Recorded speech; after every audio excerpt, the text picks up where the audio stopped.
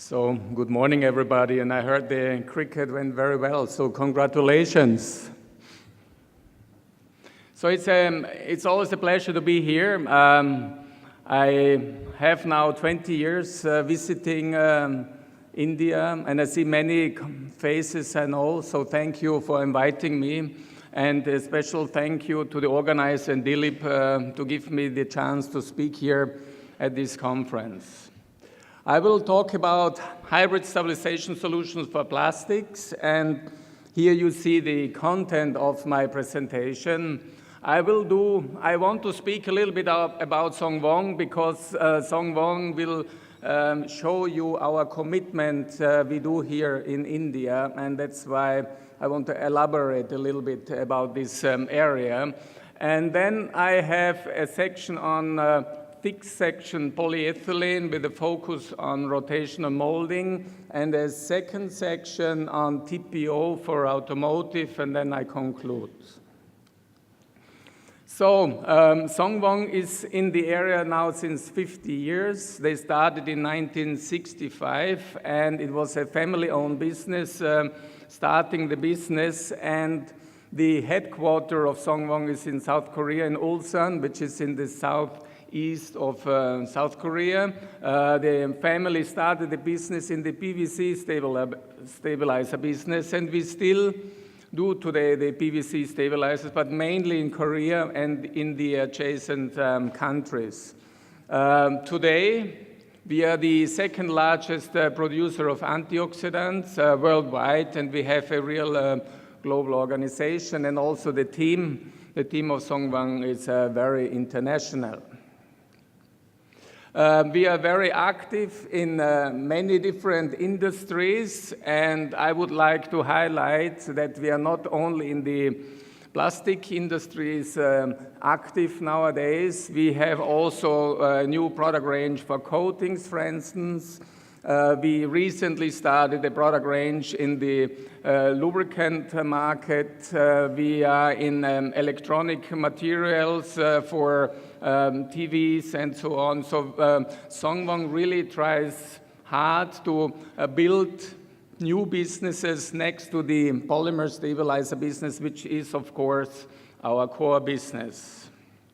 SONGWON is structured today into 4 business units. I represent today the polymer stabilizer business unit with the presentation, but we have recently also introduced 3 new business units: the fuel and lubes antioxidants, the tin intermediates, the PVC stabilizers, and the polymers like the TPUs. And we have also a specialty chemicals business unit. What is very important for us, what is very important for SONGWON is the innovation part, and you will also see throughout my presentation that SONGWON is focusing more on innovation, and a very important element for innovation are the people. We have this year opened a new building for R&D. The building is in Korea, where we have now all the R&D people doing synthesis work in one building, and I have also my team, the global application community in the building with all the extruders, injection molding machines, where we can do trials in terms of application development work. So this was for us a very important step to have both groups, the research group and also my team, the application development team, in one building, and we are very happy that we could open this year. The other important step, and this is what I said already earlier, SONGWON is very committed to India. We have the Panoli site where we produce the famous Songnox PQ, as you know, which is a very important antioxidant for the Indian market. But we recently opened also a pilot plant, and this is a very important step for us. You know, India has very skilled people in R&D. We can do development work now also in India, and with this building here we can introduce new products. And this is a very important element. To be successful in the market, you need the research people, as I said, in Korea, who can start work in the lab, but then you need also the means and the capabilities to introduce the products into the market. And here this pilot plant will help us to scale up products, and you will see that we are introducing more products which will be now produced in India for the global market. So we are in an old industry. You know, the plastics, the LDPE started 1930. The high density came in the 50s. The LLDPE came in the 70s. We have the metallocene resins beginning of the 90s. So we are already quite a while in this industry, and also the additives are quite old. The major antioxidants have been invented in the 60s, were launched in the 70s, so we have quite some time already in this industry. Also, when we talk about the light stabilizers, most of the light stabilizers which still are used today are coming out of the 70s. But there is still room to specialize products for certain niche applications, and that's basically the idea of my presentation today, to demonstrate that there's still room for development and still room to make you as a customer more successful with products from SONGWON or others. So I want to focus on thick section polyethylene, also on durable applications. You see here UV8, UV16, a typical term for rotational molding. And I want to focus on automotive applications in terms of interior applications, and especially there the secondary effects are changing, and I want to address these secondary effects. We do this with our partner. All this development in the light stabilizer area we do with SABO. SABO is today the second biggest house producer worldwide. They have 3 production sites, 2 in Italy and 1 in Mexico. And they are backward integrated into the intermediates of house, so they are a very strong player. And that's why this partnership with SABO is for us very important. We are the exclusive distributor outside of Europe and distribute the SABO products outside of Europe exclusively. What we also do with SABO is joint development, and the examples I'm showing today are basically an outcome of this joint development. And this shows you and demonstrates you that this cooperation is a real one, a strong one. So, the example I want to touch today is rotational molding, but this also applies for any other thick section polyethylene application. And when you look at the market, here I have an example of the biggest market worldwide. It's the American market. You see that the market can be segmented in different portions, and you see basically the most attractive portion is the tanks market, which you see here in blue, followed by containers and industrial, and then there is a big toys segment. So the market can be nicely segmented, and also when you look at the polymers which are used, you see LLDPE, the dominating polymer used in rotational molding, followed by other polymers. So tanks and containers are the key focus for light stabilizers. And when you go back to the history, you see in the year 2004, a first tank grade has been offered with the UV20 ranking. UV20 means 20,000 hours in artificial weathering, and this can then be translated into an outdoor performance. Then you saw in the year 2008 already a UV24 grade on the market, and in the year 2011, 2 key American resin producers changed their major product grade from UV8 to UV16. So what does this tell you? There is a clear trend to give performance, to provide extra performance in terms of durability in the market, and it's even possible to make UV36 if the polymer is pigmented. So you have now these key segments: unstabilized, natural, UV0, UV8, a long-term protection, or going up to UV24, where we say it's exceptional. And how do now the different applications fit in? So you see basically on the bottom the indoor consumer articles, a lot of toys. We call we place them in the UV4 section. Then you have the bulk containers in the UV8 section, and the tanks for water, which are used a lot outdoor, or also chemical tanks in the UV8 to UV24 section. So now let's go to the introduction of our new development. You see here the EXP UV0217. It's still an experimental product, and you will learn later why it's still experimental. The product is suitable for UV12. So what do you see now on this graph? You see on the graph, on the x-axis, you see hours. It's the tensile strength retained at 50%.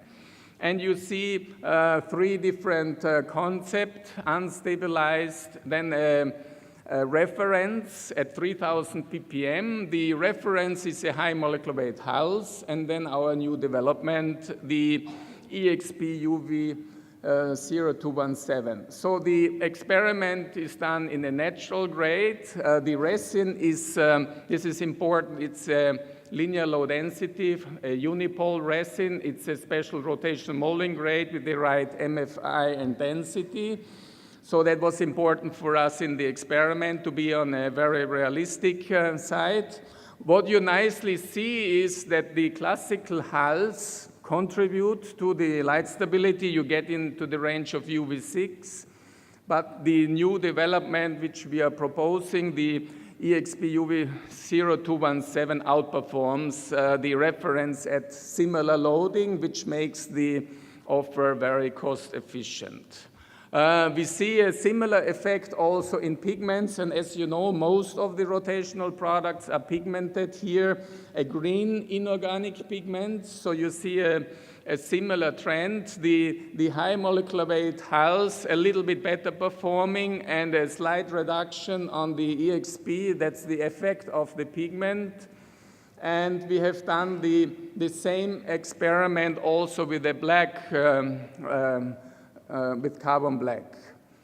Here, the high molecular weight hulls at 3000 ppm perform similar to the EXP UV0217, and we will introduce, maybe at the next conference, a new concept which is specially designed also for black applications with a special UV package. So what you see, this if we summarize this section here, you see that the EXP UV0217 is very suitable for grades up to UV12 in the rotational molding area, but they are as well very suitable for any other thick section polyethylene application, injection molding pipes, for example. And you see especially the very good contribution if you have an unpigmented resin. And we believe if you use an organic pigment, the performance will be very similar, because there you have typically also very often a translucent system. So the second system we want to introduce is the EXP 0117, and this grade is suitable for the second important class of the rotational molding requirements. It's the UV16 area. So again, a similar setup. We use the same resin, the same rotational molding resin, a unipole linear low density resin with the appropriate MFI and density. And you see again the comparison of unstabilized, the high molecular weight hulls, and then the new development of SONGWON. Again, on the bottom, the retained tensile strength, an important requirement of the rotational molding industry. Here again, you see that this EXP UV117 outperforms the classical hulls, and we reach the required UV16 range at a loading level of 0.3% or 3,000 ppm. We have an almost similar trend if we use a green pigment. You see again the green pigment with this system slightly reduces the light stability, so there's a slight antagonistic effect, but this is very typical, and that's why it is important to understand the pigment dimension when you bring a product onto the market. And in the black, we see a very good contribution of the EXP UV117 in the black area. And you see also that the high molecular weight hulls gets a boost when you combine the high molecular weight hulls with the black carbon black pigment. So to conclude, we have now this second grade, the EXP UV117 for the UV16 range, and depending on the loading level, we can go also above the UV16 range. And we think that this system is very cost efficient. So how do we now position the different product ranges and that you have a good selection? You see here basically for the base, the UV4 grade, the toys, the Sabostab UV62, a very cost-efficient high molecular weight hulls will do the job and is very suitable also in terms of color development. You have for the bulk containers the EXP UV0217, and then for the high end, the tank grades, the EXP UV117. So the SONGWON offering, to tell you more about these experimental products, they are containing a hulls and a UV absorber. We intend to commercialize the grades next year, and they have a very good food conduct approval range. I think this is very important, so you can use the products in water tank application, for instance. You have seen that they are excellent in terms of unpigmented LLDPE, and they have a low color effect, which is important. They are extraction resistant, and you all know that if you use a hulls, you have also very good contribution to the long-term thermal stability. And with these two grades, we can cover a broad range of the required UV in rotational molding applications. We can give you choices, so you have another player in this market where you can choose your supplier, which gives you security of supply. We have a global setup, which is very important, and SONGWON can guarantee you the consistency and the quality required. Of course, also this product can be combined in an OPS, because you may want to add next to the light stabilizers also the antioxidants. So in conclusion, we have a very good system for polyethylene 6-section. This was a very intensive study which we have done to understand the requirements of the light stability of polyethylene, and with these two grades, we can cover a wide range of requirements, and the products will be commercial next year. So now the second part of my presentation. In the second part of my presentation, I want to cover the automotive section and especially the TPO, and I want to give you an interesting example on what can happen And I think this is an interesting story. So, we were using in this experiment a commercial TPO grade, which is used in the industry. The commercial TPO contains talc, it contains nucleating agents, and it contains also the appropriate TPO portion. And the interesting thing in this experiment is the following. So you see here now on the x-axis the concentration of the light stabilizer, and on the y-axis you see the onset of crazing. Onset of crazing gives you a first indication on is the material deteriorating, or do you see the first sign of degradation due to the impact of light. The interesting thing you see here is, and this is basically the blue curve here, that the classical system, a low and high molecular weight hulls, which is used very commonly, is not performing in this system. So even if you increase the concentration of the light stabilizer, we don't see an effect that the onset of crazing is retarded. So there is something happening, and this is strange, and that's why I wanted to bring this example, because you need to understand what you do, and sometimes the classical systems are not doing the job. And you see with the orange curve, where we have introduced two systems, the Sabos WV228 and the Sabos WV229, that they perform very well. So if you increase the concentration of the light stabilizer, you see that the onset of crazing is retarded. So why is this? It was really a surprise, because we all know the classical low and high molecular weight hulls combination works very well in polypropylene. So what we think, and in this special system, is that you need to understand also the secondary effects. You know, it's not only the light stabilizer performance, it's also the secondary effect, which is very important. And the challenge we have is we need a portion of the light stabilizer which is migrating, and we need another portion of the light stabilizer which is protecting the bulk. We don't want that the light stabilizer is too volatile, because it will affect VOC, the volatile organic content. And the challenge is, do you have a good system, and do you have the right system? So I'm running out of battery, I'm sorry. There is no power supply. Okay.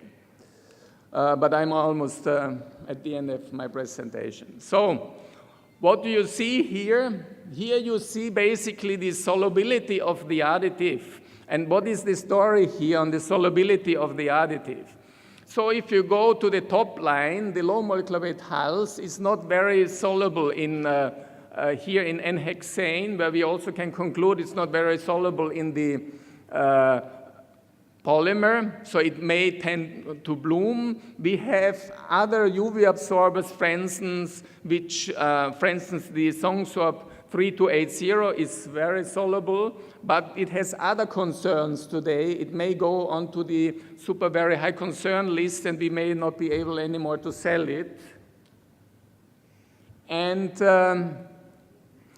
we have the SONGWON 8100, a very soluble UV absorber, but the performance is not the best. And you see here the hulls which you saw, the Sabos WV229 or the Sabos WV228. They are a combination of the Sabos 91. The 91 is slightly more soluble, so the compatibility in the polymer matrix is better. And we have a second additive, the benzoate, the aliphatic benzoate, the SONGWON 2908 in the system, which gives you a very good surface protection. So in conclusion, it's very important to understand the polymer matrix, and surprisingly, sometimes the very well-known classical system don't work, and you need to go to a different system, to a very robust system. And our Savostab UV228 or the Savostab UV229 are a very good system, very robust system for TPOs and give you the required performance. And they also don't contribute to VOC because the balance between the molecular weight and the diffusion speed is very well optimized to have here almost no effect. So to conclude the overall presentation, I wanted to show you that SONGWON is committed to India, that we further invest here. We have invested in a pilot plant, and we are proud to be here in India. I have introduced a section on rotational molding or thick section polyethylene, where we introduced 2 new products. And I gave you an interesting example about TPO. So if you don't know your system, things can go wrong, but there are always alternatives around to fix the problem. So here a slide on the core values of SONGWON. We are customer-focused, passionate, committed, and I hope I could demonstrate with my presentation a little bit the culture of SONGWON, and close with a big thank you, and I'm happy to answer any questions. Thank you. So do we have any questions for Thomas Schmutz? So the request is, while you're asking a question, please do identify yourself. Hello, this is Francis from Plastic Plains, India. The question is, you presented some slides on unpigmented stabilization versus black. Now, black being a very good stabilizer, absorber, one would have expected an enhanced effect, but you are still at 36 UV. Why is that so? So as you rightly said, the carbon black is a very good UV absorber, so it helps. You see it also when you don't use any light stabilizer, you will see already a positive effect. The surprising thing was with this particular combination, the experimental product which we have is a combination of a high molecular weight hulls with a UV absorber. The addition of the UV absorber did not contribute in the carbon black because the carbon black is doing the UV absorber job, but we have another system in the pipeline which we want to launch, which will have even a positive effect on the carbon black system. But rightly, as you said, the carbon black does an excellent job here, and then you don't need the additional UV absorber. And then normal hulls, or we have another idea what can be done, would give you the performance. Is it possible that there's some anti-agonistic effects in play here between the stabilizing system and the UVs? Carbon? Yeah, we are always concerned about absorption of the additives on very active systems like the carbon black. So this could be maybe one effect that one of the additives absorbed on the surface of the carbon black and is not contributing. Yes, thank you.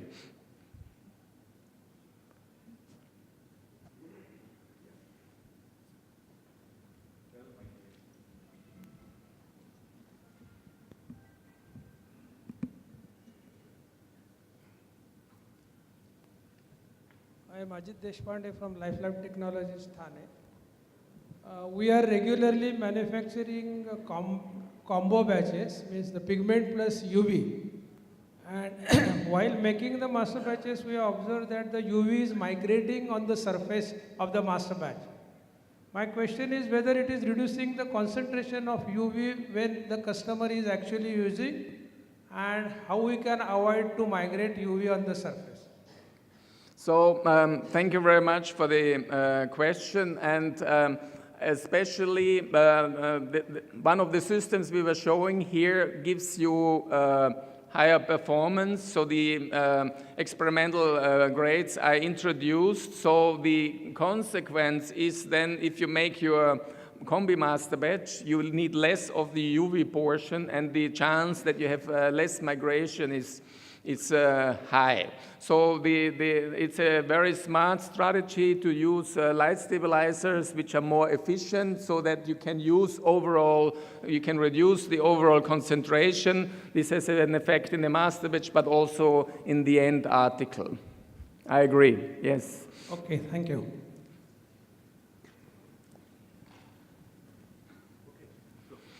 Thank you very much, thank you.